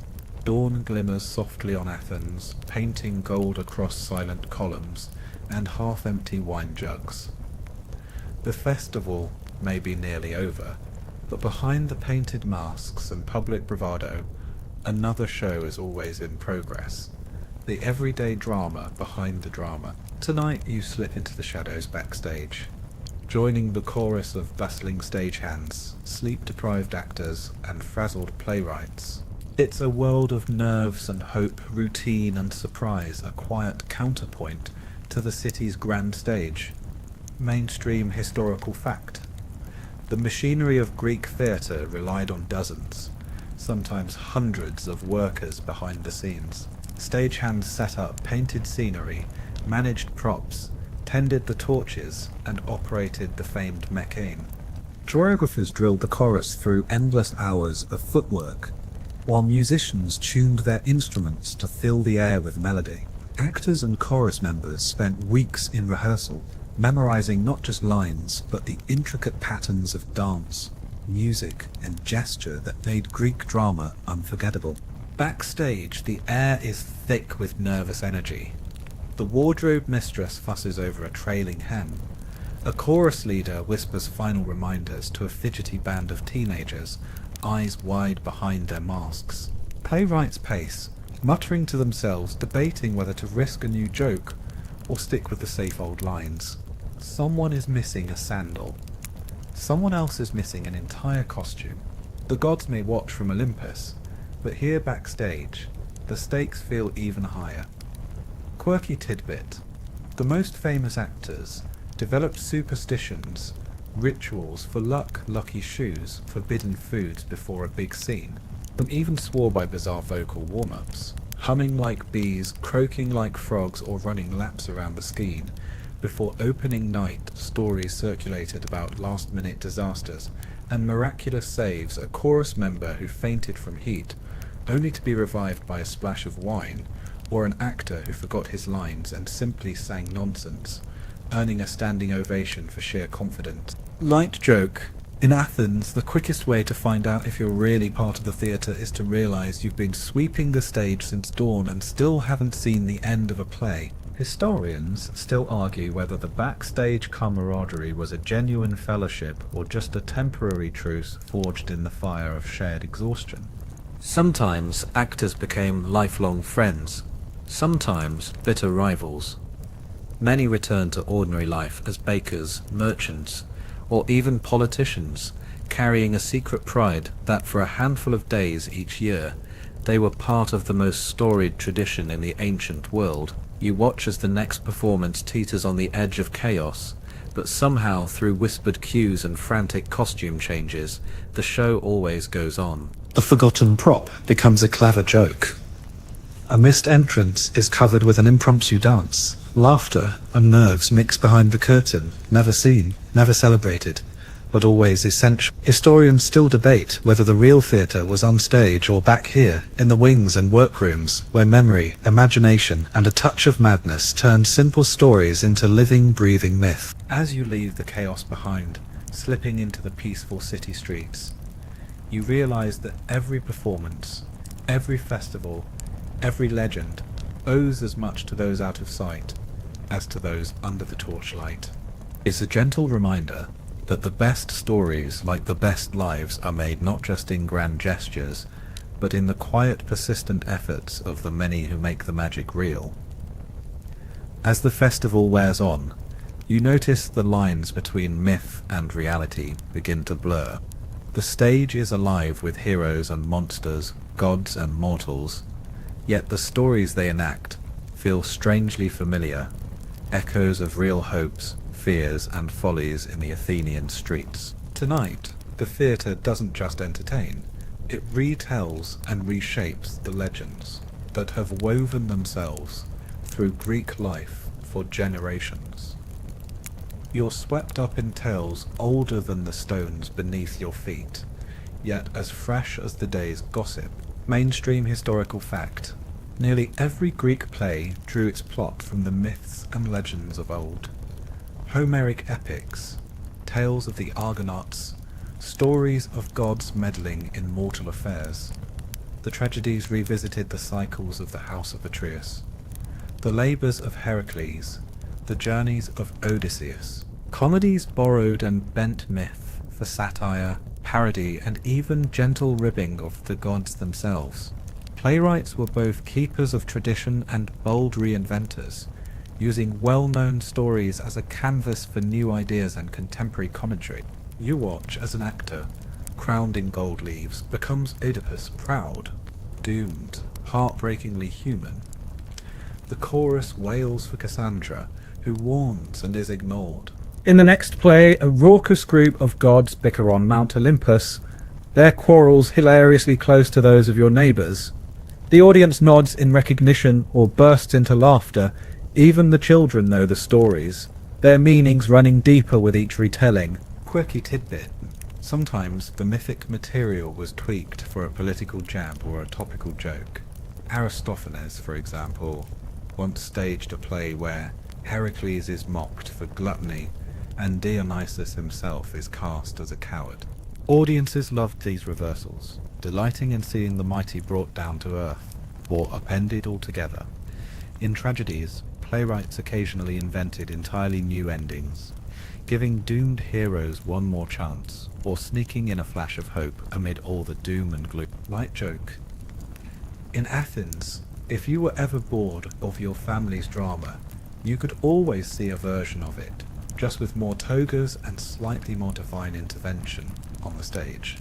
Historians still argue whether these mythic retellings reinforce traditional values or encourage new ways of thinking. Did seeing Agamemnon suffer make Athenians more humble, or did laughing at Zeus's blunders make the gods seem less frightening? The debates echo through time. But what's certain is that the stage gave Athens a place to process its deepest stories, to laugh at its own legends, and to imagine new possibilities in the guise of ancient heroes. The boundaries are never fixed.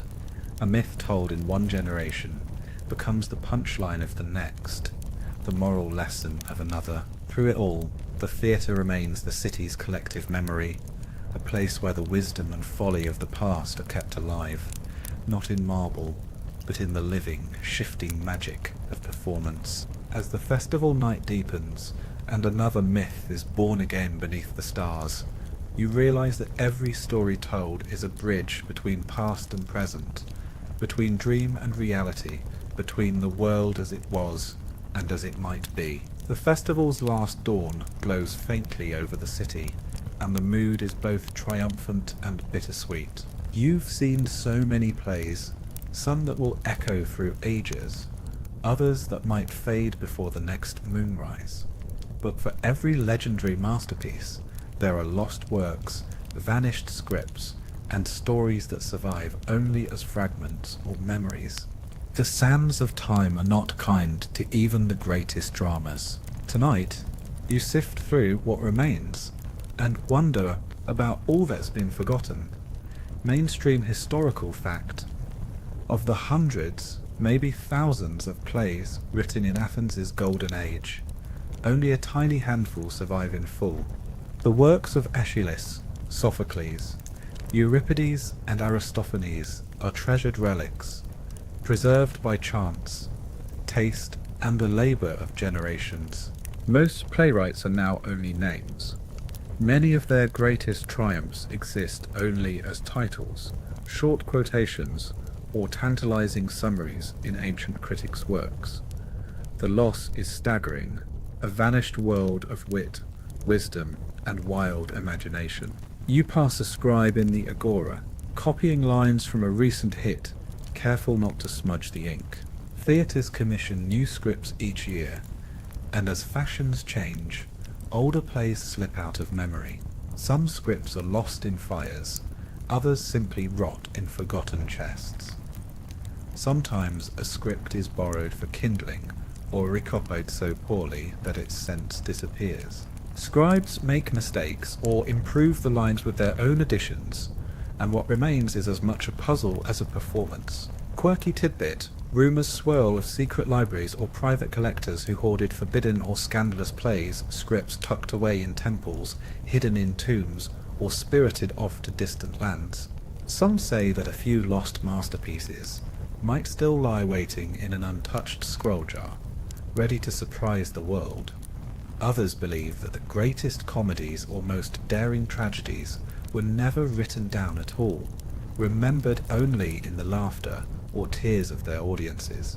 Light joke: in Athens it's said, the only thing harder than remembering all your lines is finding a lost play in your own house. Historians still argue about why so much has been lost. Was it accident or censorship, neglect or deliberate erasure? Did later generations simply prefer new stories, or were older ones suppressed because of their ideas? Every scholar has a favourite theory and a favourite lost play they long to rediscover. Yet, for all that's gone, what remains is dazzling. The tragedies that inspired philosophers and emperors, the comedies that still make us laugh, the fragments that hint at worlds of humour and heartbreak. Each line is a window into another life, another night under the stars, another audience sharing the same hush, the same burst of applause.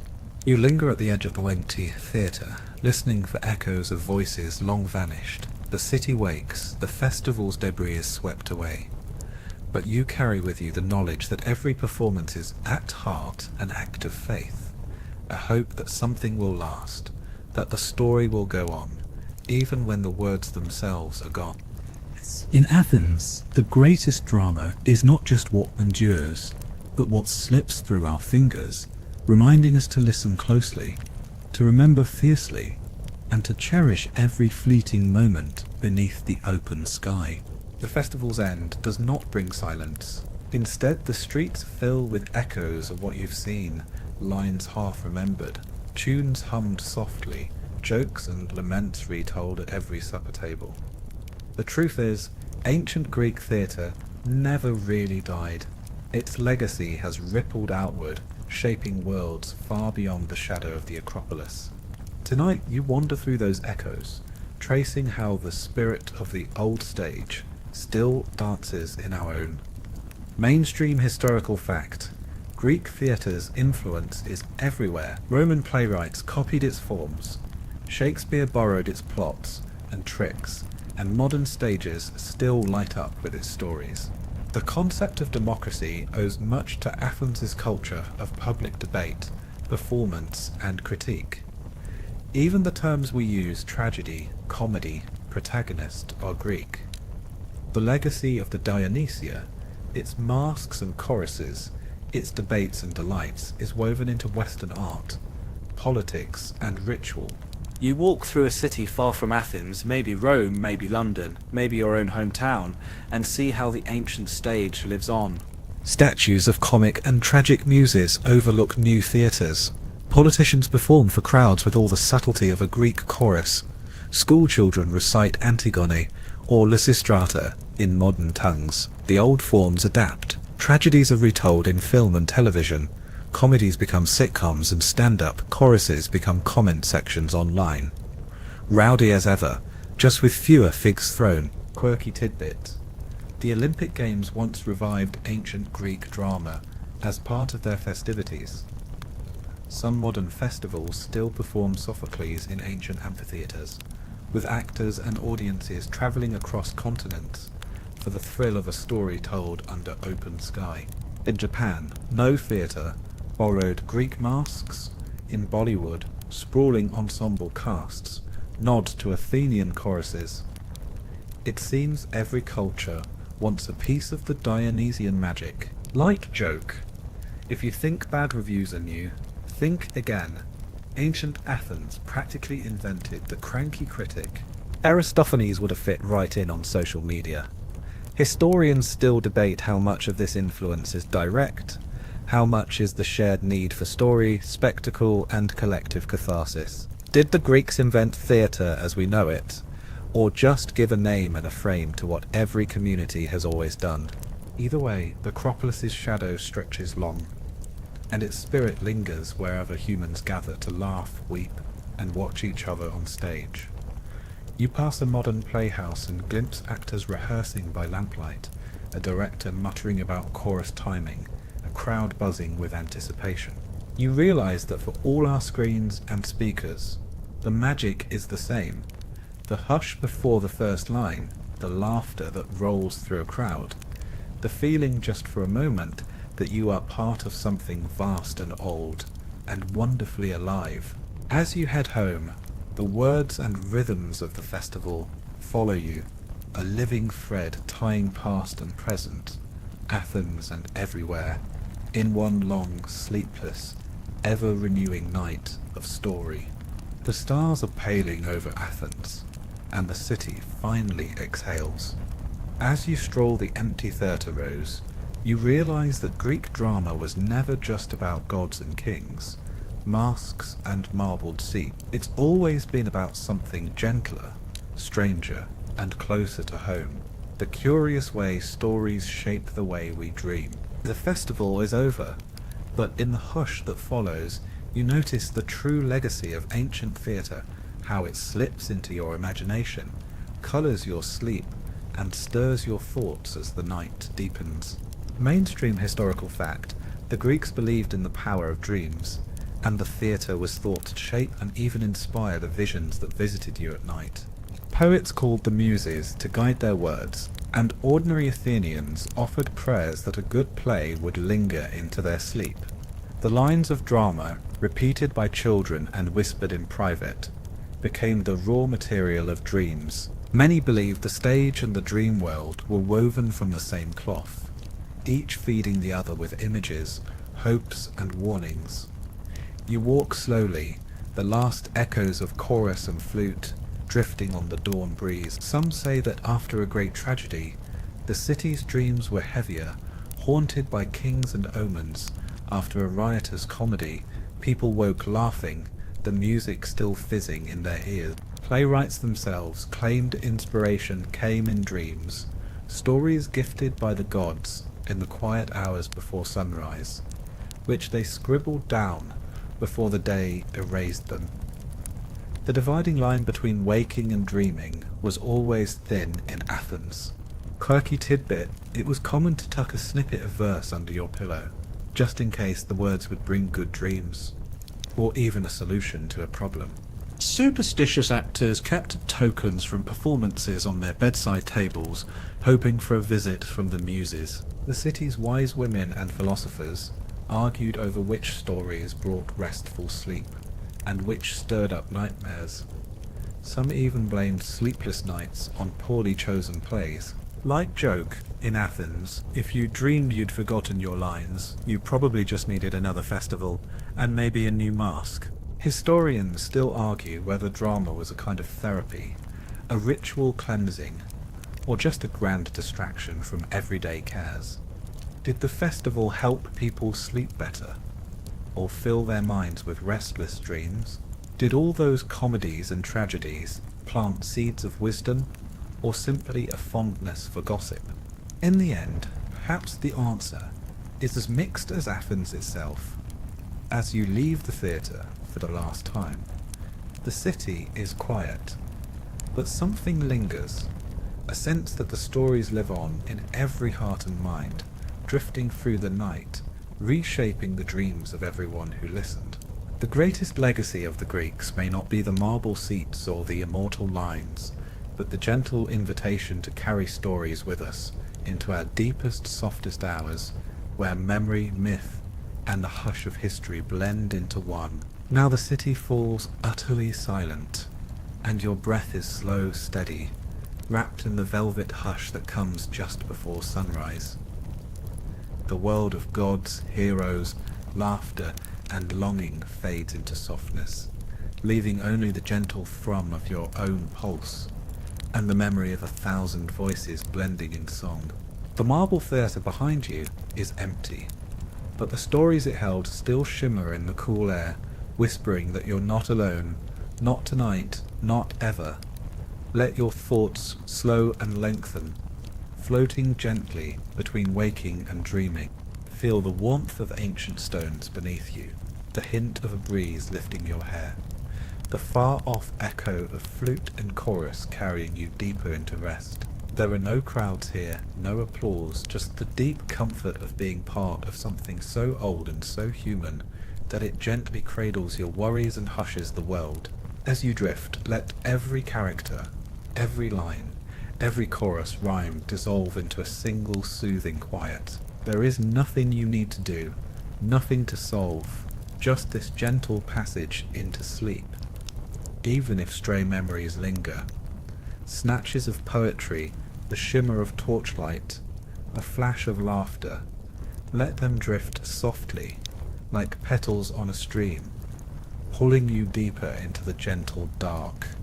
Tonight, may your dreams be filled with stories that comfort and restore. May the hush of Athens travel with you, reminding you that sleep is its own ancient ritual, a gift passed from generation to generation, from festival to festival, until the world grows quiet and you are truly at peace. A good night.